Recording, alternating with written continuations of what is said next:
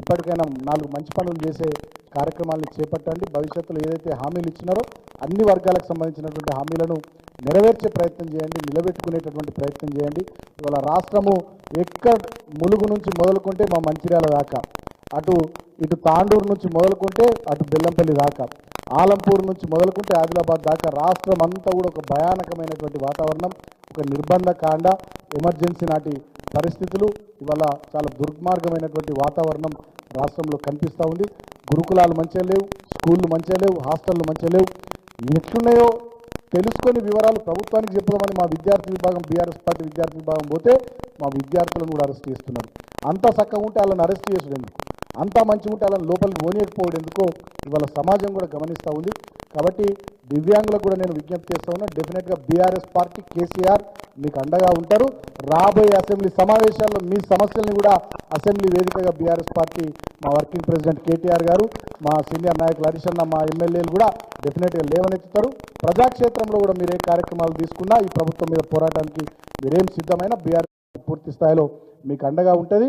కాబట్టి ఈరోజు ఈ కార్యక్రమంలో పాల్గొంటున్న మీ అందరికీ పేరు పేరున నమస్కారాలు తెలియజేస్తూ మరొకసారి ఈ దివ్యాంగుల దినోత్సవం సందర్భంగా మీకు శుభాకాంక్షలు తెలియజేస్తూ భవిష్యత్తులో మీ అందరికీ మంచి జరగాలని ఆ భగవంతుని ప్రార్థిస్తూ సెలవు.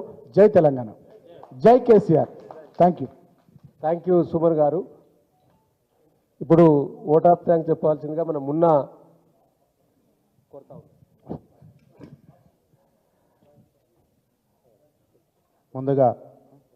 ముందుగా తెలంగాణ రాష్ట్రంలో దివ్యాంగుల దినోత్సవం జరుపుకుంటున్న నా దివ్యాంగ సోదరులందరికీ ప్రపంచ దివ్యాంగ దినోత్సవ శుభాకాంక్షలు తెలియజేస్తున్నాను.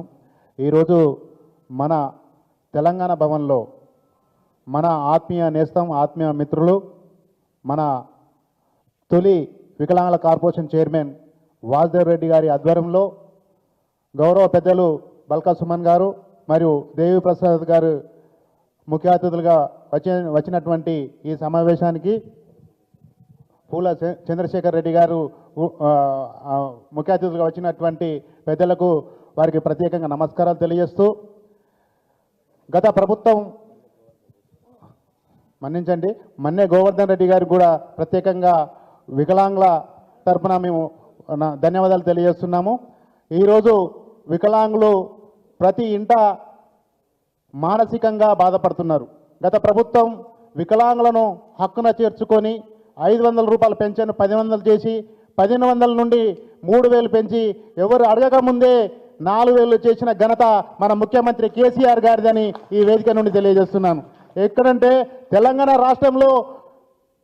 రాష్ట్ర అభివృద్ధి కోసం, తెలంగాణ రాష్ట్ర సాధన కోసం నా వికలాంగులు కూడా ఉద్యమం చేశారు.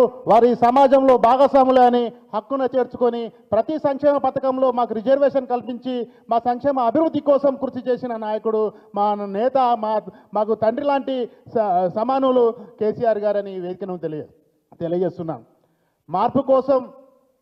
మార్పు కోసం అబద్ధాల 6 గ్యారెంటీలతో మా ముందుకొచ్చి మార్పు అని పేరుతో నాటకాలు ఆడి ఈరోజు 4000 పెన్షన్ను 6000 చేస్తామని, వృద్ధులకు 2000 పెన్షన్ 4000 చేస్తామని 6 గ్యారెంటీల హామీలతో వికలాంగులను మోసం చేసిన ఈ తెలంగాణ రేవంత్ రెడ్డి గారికి వికలాంగుల సమాజం తప్పకుండా భవిష్యత్తులో బుద్ధి చెప్తుంది.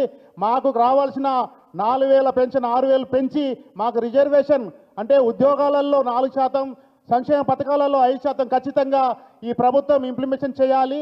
వికలాంగుల 2016 చట్టాన్ని ఏదైతే మేనిఫెస్టోలో పెట్టి మేము దఫల వారీగా మేము అభివృద్ధి చేసి చట్టాన్ని ఇంప్లిమెంటేషన్ చేస్తామన్నారో తప్పకుండా వికలాంగుల చట్టాన్ని ఇంప్లిమెంటేషన్ చేస్తే మా ఉద్యోగానికి భరోసా ఇచ్చినట్టయితారు, మా కుటుంబానికి భరోసా ఇచ్చినట్టయితారు. కాబట్టి ఈ వేదిక నుండి మీరు గతంలో కూడా ఇచ్చిన హామీలను వికలాంగుల పట్ల మర్చిపోకుండా మమ్మల్ని ఆదరించుకోవాలని ఈ వేదిక నుండి తెలియజేస్తూ ఇక్కడికి వచ్చిన పెద్దలందరికీ ధన్యవాదాలు తెలియజేస్తూ ఈ సమావేశం ఇంతటితో ముగిస్తుంది.